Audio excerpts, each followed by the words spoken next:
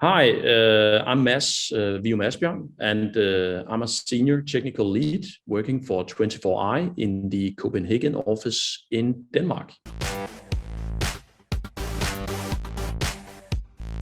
Voice search, that's the big thing that people think of. Being able just to ask the TV to search for your favorite show, because typing in text with your remote control, that's not a great experience. With Google Assistant, you can actually do a lot more with your voice. You can, for example, ask it to play a stream. You can pause it. You can change the channel. You can open the TV guide. All sorts of functions that normally would require a remote control.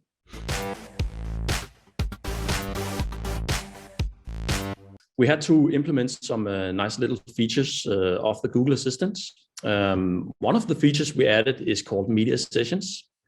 And that makes sure that the different apps on the same device that all use the Google Assistant will play nicely together, so to speak. What they handle is that they don't start talking all over each other. Another thing we added is called audio docking, which automatically lowers the volume of the streamed content while you are talking to the assistant.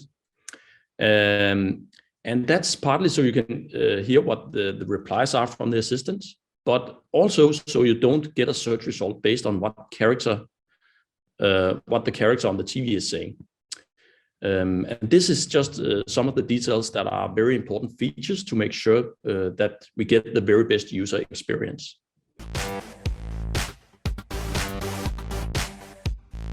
No, I wouldn't say that. I mean, the Google Assistant, it's great, but obviously it doesn't work on every brand of TV and streaming device. And there's also problems for people with a strong regional accents to be understood. And another thing is that not everyone is happy with the idea of a machine that is always listening to what they're saying in their home. And the last thing is many operators are also uncomfortable sharing so much data about their service with Google or another voice search service like Apple Siri. But I still think that one day voice search will be the standard, but there's still quite a long way off. Find out more at 24i.com.